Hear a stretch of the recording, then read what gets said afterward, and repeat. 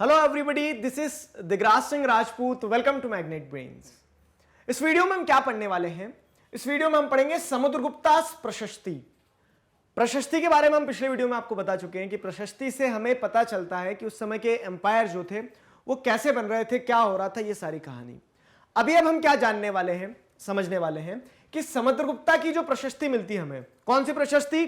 तो मैंने आपको यहां बताया था इलाहाबाद प्रशस्ति जो हमें मिलती है, जिसे प्रयाग प्रशस्ति भी कहा जाता है। इस प्रशस्ति से हमें बहुत कुछ पता चलता है। और ये प्रशस्ति किसके द्वारा कंपोज की गई है? तो दिस प्रशस्ति वाज कंपोज्ड एज ए काव्य बाय हरिसेना। ठीक है, Harisena was the poet and minister in the court of Samudragupta. यहां तक चीजें हम पढ़ चुके थे, क्लियर हो चुकी थी। तो हम देखते हैं कि इस प्रशस्ति पे क्या मिलता है। अब आपको क्या पता है कि प्रशस्ति क्या होता है? इन प्रेज ऑफ, मतलब प्रशंसा होगी, प्रशंसा तो होगी। तो यहां पे समुद्रगुप्ता प्रशस्ति में आपको क्या देखने को मिलेगा कि समुद्रगुप्ता को किस तरह से अप्रिशिएट किया गया है, वो आपको यहां जानने को मिलेगा समुद्रगुप्ता प्रशस्ति में। ध्यान रखिए ये चीजें। चलो देखते हैं क्या लिखते हैं जो पोएट है। द पोएट का नाम क्या है? हरिसेना लिखते हैं ना। तो the poet praise the king in glowing terms, मतलब क्या है कि एकदम चमचमाते हुए तरीके से लिखते हैं। चमचमाते हुए ऐसा ग्लिटर पेन वगैरह यूज नहीं करते हैं, मतलब वो ऐसा बताते हैं कि बहुत सुनहरा टाइम पीरियड था गुप्ता एम्पायर में। ठीक है, खास करके समुद्रगुप्ता की प्रशस्ति लिख रहे तो बता रहे हैं कि समुद्रगुप्ता के टाइम पीरियड में गुप्ता एम्पायर अपनी पीक पे था। ये golden age of India, historians खुद मानते हैं इस चीज को। सोने के कॉइन्स चलते थे, सारी चीजें, सब प्रॉस्परस था, सब कुछ ऐसा। तो the poet praise the king in glowing terms. ठीक, as a warrior, as a king who won victories in battle, who was learned and the best of poets। क्या बताया राजा को? वॉरियर बताया, जो बहुत सारी कह सकते हैं कि जंगें जीता हो। ठीक है, as a king who won victories in battle। ठीक है, हर जंग जीत के आता था वो। who was learned, सिर्फ ऐसा नहीं कि तलवार चलाते ही आती थी, दिमाग चलाते आता था उन्हें। he was learned and the best of poets। वो क्या थे? मतलब एक पोएटिक कह सकते हैं कल्ट के भी इंसान थे। और ये आपको कहां से पता चलता है? तो आपने देखा होगा कॉइन्स पे क्या है, आपको वीणा बजाते हुए समुद्रगुप्ता की आपको इमेज देखने को मिलेगी। ठीक है, हमने स्टोरी पढ़ी थी अरविंद की, तो अरविंद को क्या बोला गया कि तुम्हें वीणा बजाना है। तो इससे ये समझ सकते हो, आप रिलेट कर सकते हो कि हाँ, he was having an interest in music and poetry. ठीक है, म्यूजिक, पोइट्री, इन सारी चीजों में इंटरेस्ट होगा। He is also described as equal to the gods. ठीक है, भगवानों के तुल्य माना गया उन्हें कि हाँ, ये भगवानों के बराबर है, हमारा राजा हमारा भगवान है। ठीक है, अब देखो वही चीज जो मैंने आपको बताया, प्रशस्ति है तो प्रशस्ति में दिखती बात है कि पोएट प्रेज भी करेंगे, लेकिन अब वो दिखती बात है कि कुछ तो बात होगी तभी प्रेज भी किया गया है। ठीक है, तो ये सारी चीजें हमें जानने को मिलती है प्रशस्ति से समुद्रगुप्त के बारे में। और भी बहुत कुछ जानने को मिलता है। जैसे प्रशस्ति में क्या लिखा है, तो यहां पे एक आपको छोटा सा एक्सट्रैक्ट दिया गया है, इसे समझना। समुद्रगुप्ता दी वॉरियर। अब यहां पे क्या लिखा है? हरिसेना क्या बोलते हैं कि he was a great warrior. तो ग्रेट वॉरियर कैसे, क्यों बोला गया उन्हें, तो उनके बारे में देखो यहां पे लिखा गया है किस तरीके से, सुनहरे तरीके से। तो whose body was most charming, being covered with plenteous beauty of the marks of 100 scars caused by battle axes। मतलब बोल रहे थे बहुत चार्मिंग बॉडी है उनकी, और वो चार्मिंग इसलिए क्योंकि वो सजी हुई कैसी है बता, उनकी बॉडी की सुंदरता कौन सी चीज बढ़ाती है? तो जगह जगह उनको मार्क्स हैं, जगह जगह उनको निशान है, जगह जगह उन्हें घाव है, और इन घावों से वो सुंदर लग रहे हैं। मतलब इस तरह से बताया गया है। तो इससे क्या समझ में आया कि सोसाइटी ऐसी थी जहां पे मस्कुलिनिटी को ऐसा बताया जाता है कि आप जितने करेजियस रहोगे आपको उतने वॉर, ऐसे कहीं इधर उधर क्रॉस कट पीट लगा हुआ है, एक सो खेला हुआ है चेहरे पे। ठीक है, उस तरह की आपको क्या देखने को मिलेगी? कहानी देखने को मिलेगी। तो यहाँ पे वैसे प्रेस किया गया है। ठीक है, बोलते हैं कि उनकी बॉडी पे हजारों घाव है, एरोस के, स्पाइक्स के, स्पीयर्स के। ठीक है, बार्बेड डार्ट्स, मतलब कांटेदार नुकीले क्या बोलते हैं, जो एरोस आते हैं, बाण आते हैं, वो सारी चीजें लगी उन्हें। तो इस कारण से क्या है, वो पूरी तरह से घाव से भरी हुई उनकी बॉडी, लेकिन वो क्या है, बहुत बड़े एक महान वॉरियर ने। इस तरह से प्रेस किया हरिसेना ने। ठीक है, एक सवाल जैसे यहाँ पे आया, What does this description tell you about the king?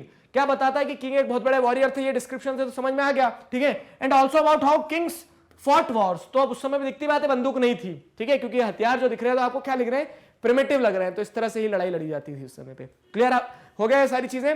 और देखो आगे क्या है, फिर आपको उसी प्रशस्ति से ये पता चलता है, हरिसेना जो लिखते हैं, तो इस मैप को एनालाइज करना है आपको। ठीक है, ये जो मैप है आपकी बुक में, हो सकता है कुछ एनसीईआरटी की बुक में क्या होता है, मैप का कलर लाइट हो गया है, हमारा कलर दिख रहा है सही, ठीक है। तो अब देखो यहां पे आपको तीन कलर दिखेंगे, एक ब्लू दिख रहे हैं, एक पर्पल दिख रहा है, एक ग्रीन दिख रहा है, कुछ कुछ रेड डॉट्स दिख रहे हैं यहां पे। तो ये चार तरह के, क्या कह सकते हैं, चार तरह के रूलर्स के बारे में बताया है, ठीक है, उस प्रशस्ति ने, प्रयाग प्रशस्ति ने।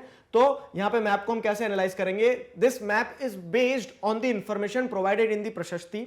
Harisena describes 4 different kinds of rulers, ठीक है। हरिसेना जो है चार अलग अलग तरह के रूलर्स के बारे में बताते हैं अपनी इस प्रशस्ति में, 4 different kinds of rulers, and tells us about Samudragupta's policies towards them, ठीक है। तो वो हमें बताते हैं कि समुद्रगुप्ता की क्या पॉलिसी थी उन अलग अलग रूलर्स के टुवर्ड्स, ठीक है। 4 तरह के रूलर्स के बारे में बताया गया है। चलो मैप ध्यान में रखना है ना, ठीक है, आगे बढ़ते हैं। तो यहां पे क्या है, the area shaded in green. अभी जो ग्रीन कलर में एरिया शेडेड है ये हमें क्या बताता है?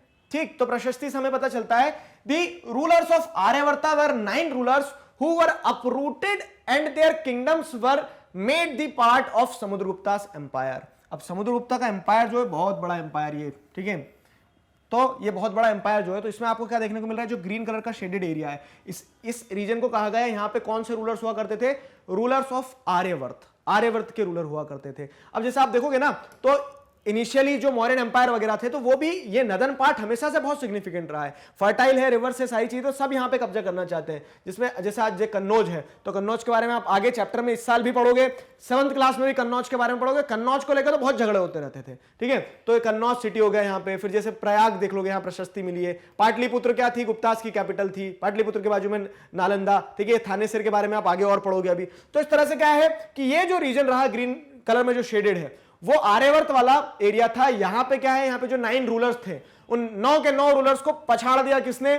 समुद्रगुप्ता ने। प्रशस्ति बताती हमें, ठीक है। समुद्रगुप्ता ने सबको हरा दिया। Uprooted and their kingdom was merged in the Guptas empire, Samudragupta's empire, ठीक है। तो समुद्रगुप्ता के एम्पायर में पूरी किंगडम को मिला लिया गया था। जितने भी गुप्ता जी हैं, ठीक है, जो बच्चे गुप्ता हैं वो बड़ा खुश हो रहे होंगे, ठीक। तो गुप्ता एम्पायर जो है, तो ऐसे मतलब अभी हिस्टोरियंस उस चीज में, उनका सोशल ऑर्डर में थोड़ा सा कंफ्यूजन है कि वैश्य थे वो कि ब्राह्मण्स थे, ठीक है, लेकिन गुप्ता एम्पायर था। तो गुप्ता एम्पायर के बारे में हम पढ़ रहे हैं यहाँ पे। The rulers of Aryavarta were 9 rulers who were uprooted, ठीक है, and their kingdoms were made a part of समुद्रगुप्ता's empire। Green shaded वाला एरिया क्लियर हुआ। फिर देखो area, the area marked with the red dots. अब आपको यहाँ पे रेड डॉट से मार्क्ड एरिया दिखेगा। अच्छा, एक पॉइंट ध्यान रखना, आर्यवर्त के जो रूलर्स थे उनको हटा के उनकी किंगडम अपने कब्जे में ले ली। किसने? समुद्रगुप्त ने। इनके साथ क्या होता, देखो ये रेड डॉट वाले एरियाज जो हैं, ठीक है, एकदम कोस्टल लाइन पे है। यहां पे जो रूलर्स थे, तो दी रूलर्स ऑफ दक्षिण पथ, ठीक है। दक्षिण पथ मतलब क्या है कि जो नीचे साउथ में, एक होमवर्क दूं, पिछले चैप्टर में हम पढ़ के आए थे कि लॉर्ड्स ऑफ दक्षिण पथ किसे कहा गया, किस डायनेस्टी को कहा गया था, ये आप मुझे कमेंट सेक्शन में बताएंगे, ठीक है। ये आपका कमेंट सेक्शन का होमवर्क हो गया। तो यहां पे देखो क्या है, द रूलर्स ऑफ दक्षिण पथ वर 12 rulers. They surrendered to Samudragupta after being defeated and he then allowed them to rule again, ठीक है। तो ये जो 12 डॉट यहां पे जैसे आपको दिख रहे हैं, तो ये जो रूलर्स थे इन्होंने सरेंडर कर दिया किसको? ये दक्षिण पथ के जो रूलर्स थे, उन्होंने समुद्रगुप्त के आगे बोल दिया कि भाई साहब आप बड़े हो, ठीक है, हम आपके आगे क्या करते हैं, समर्पण करते हैं, हथियार डाल दिए, पीछे पीठ दिखा दी, बोल दिया क्या है कि अब हमें आप जैसा बोलोगे वैसा मंजूर है। तो समुद्रगुप्त ने बोल दिया चलो ठीक है, बच्चे हैं, इन्हें छोड़ो, ठीक है। तो उन्हें उनका रूल दे दिया, बोल दिया कि आप रूल करो लेकिन मेरे अंडर में करोगे, ठीक है। तो after being defeated he then allowed them to rule again. उन्होंने बोल दिया फिर से रूल करो लेकिन डॉन में रहूंगा, ठीक है। उस तरह की शर्त हो जाती है यहाँ पे। फिर अगर जैसे आप देखोगे तो the area marked in purple. अभी जो पर्पल कलर में एरिया आपको मार्क दिख रहा है पूरा नॉर्थ ईस्ट से लगा के पूरा यहां तक, ठीक है। तो ये वाला जो रीजन है, तो the inner circle of neighboring states including Assam, coastal Bengal, Nepal and the number of Ganasanga in northwest, they brought tribute, followed his order and attended his code। तो ये क्या है, अब उन्होंने जब समुद्रगुप्ता का आतंक इतने एरिया में देखा होगा ना, आर्यवर्त वाले रीजन में, इधर दक्षिण पथ वाले रीजन में, तो ये एकदम ही घबरा गए होंगे। उन्होंने बोल दिया भैया ये तो बहुत खतरनाक रूलर है, हम क्या करते हैं दूर से ही हाथ जोड़ते हैं और हम इनके लिए क्या ला दिया करेंगे, टैक्स ला दिया करेंगे, इनको ट्रिब्यूट ला दिया करेंगे, गिफ्ट ला दिया करेंगे। और फिर क्या है कि समुद्रगुप्त के नानी का गांव भी इधर ही था, गणेशंगा में, ठीक है। आगे बताऊंगा आपको, जब जीनोलॉजी समझाऊंगा तब बताऊंगा और, ठीक है। तो यहां से क्या होता था कि अधिकतर रूलर्स इस एरिया के, जो पर्पल मार्क्ड एरिया है, वहां के रूलर जो है तो खुद टैक्स, ट्रिब्यूट वगैरह ये सारी चीजें लाके दे दिया करते थे। ध्यान रहेगा ये हो गया। और उसके बाद में क्या है, एरिया मार्क्ड इन ब्लू। अब ब्लू कलर में जो एरिया मार्क्ड है ये पूरा वाला, तो इसको अगर आप देखोगे, अब देखो कनेक्ट करना है हिस्ट्री में, बस यही है कि इसी टॉपिक तक मत सीमित रहना। अब आपको अगर ध्यान होगा तो मैंने बताया था कि कंट्री के नॉर्थ वेस्ट में कुशानास रूल कर रहे थे। कुशानास रूल कर रहे थे, तो अब वो टाइम फ्रेम अलग है, अब ये टाइम फ्रेम अलग आ गया। तो कुशानास वगैरह आप जैसे देखोगे तो 300 के पहले डोमिनेशन पे थे, पीक पे थे, कनिष्का वगैरह उस टाइम पे थे, ठीक है। अब जब कुशानास का रूल कमजोर हो जाता है, ठीक है, शकास जो है, कुशानास जो है, तो ये जो लोग बचे कुचे थोड़े बहुत थे, तो ब्लू वाला रीजन जो है वहां पे ये थे। तो यहां पे क्या होता है, area marked in blue, the rulers of outlying areas perhaps the descendant of Kushanas and Shakas and the rulers of Sri Lanka who submitted to him and offered daughters in marriage, ठीक है। तो उन लोगों ने क्या बोल दिया, उन्होंने बोल दिया ये बड़ा खतरनाक राजा है समुद्रगुप्ता, तो वो अपने आप सरेंडर कर गए, ठीक है। कुछ कुछ के ऊपर हमले भी हुए थे, जैसे क्या होता है कि हमें प्रशस्तियां ही बताती है कि समुद्रगुप्त ने अश्वमेध यज्ञ करवाया, अश्वमेध यज्ञ करवाया था। अश्वमेध क्या है, वो घोड़ा छोड़ देते, हॉर्स सेक्रीफाइस, जहां जहां जाएगा जिसकी किंगडम में, वहां से सब क्या करके ले आएंगे, सामान बटोर के ले आएंगे। मतलब वो टेरिटरी या तो लड़ो या फिर हमें छोड़ दो कि हाँ हम आपको सुपीरियर मानते हैं। तो उस तरह से क्या होता है कि अश्वमेध यज्ञ भी करवाया था, प्रशस्ति से पता चलता है। तो ये सारे रीजन्स जो है वो क्या थे, समुद्रगुप्त के आगे झुके हुए थे, नरम थे, क्योंकि उन्हें डर लगता था। अब ये हमें प्रशस्ति बताती है, ठीक है, ये सारी चीजें हमें प्रशस्ति से पता चलती है। एक और इंपॉर्टेंट चीज, अब जैसे हम बताया श्रीलंका, ये श्रीलंका तक पहुंच गए, तो श्रीलंका तक से क्या होता था, टैक्स ट्रिब्यूट वगैरह लाए जाते थे। लोग मैरिटल अलायंस बनाना चाहते थे समुद्रगुप्त के साथ, मतलब वो बोलते थे कि काश ये हमारे घर का दामाद बन जाए, दामाद बन जाएगा तो ससुराल पे तो हमला करेगा नहीं, ठीक है। तो उस तरह से वो जैसे यहां पे लिखा है, ठीक, हरिसेना लिखते हैं submitted to him and offered daughters in marriage, मतलब अपनी बेटियां शादी के लिए ले आते थे कि समुद्रगुप्त के परिवार में किसी से शादी हो जाए, समुद्रगुप्त से शादी हो जाए तो फिर तो गंगा नहा लिए। उस तरह की कहानी यहां पे बताई गई है प्रशस्ति में, इलाहाबाद प्रशस्ति में। क्लियर हुआ ये? तो देखो बहुत सारी इंपॉर्टेंट डिटेल्स आपने जान ली समुद्रगुप्ता प्रशस्ति में, कि हरिसेना ने जो है बताया समुद्रगुप्ता किस तरह के थे, ठीक है, खतरनाक एकदम। यहाँ पे आपको देखने को मिलेगा तो KGF टाइप से थे, पूरे शरीर पे उनके घाव ही घाव, लड़ाकू थे, बहुत खतरनाक, ठीक है। फिर उनके टाइम पीरियड में अलग अलग तरह के जो रूलर्स थे उनका क्या स्टैंड था, उनका क्या सिचुएशन था समुद्रगुप्त के आगे, ये सारा सब कुछ भी आपने देखा, जाना, समझा। आशा करता हूं यहां तक चीजें समझ में आई है। किसी प्रकार का डाउट है, feel free to ask in comment section. Clear है? अब देखो आपने प्रशस्ति से ये जान लिया गुप्ता एम्पायर के बारे में, थोड़ा सा गुप्ता एम्पायर में समुद्रगुप्त जो पावरफुल रूलर थे उनके बारे में जान लिया।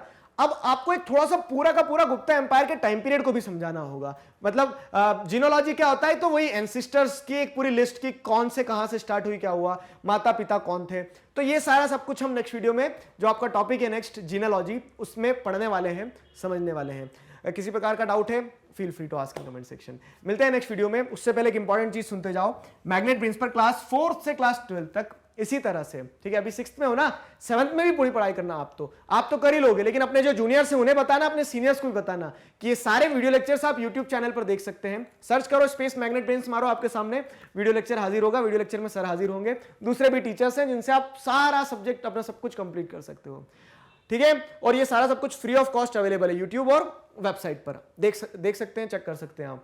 मिलते हैं नेक्स्ट वीडियो में अगले टॉपिक के साथ। Till then stay connected, keep learning. Thank you very much.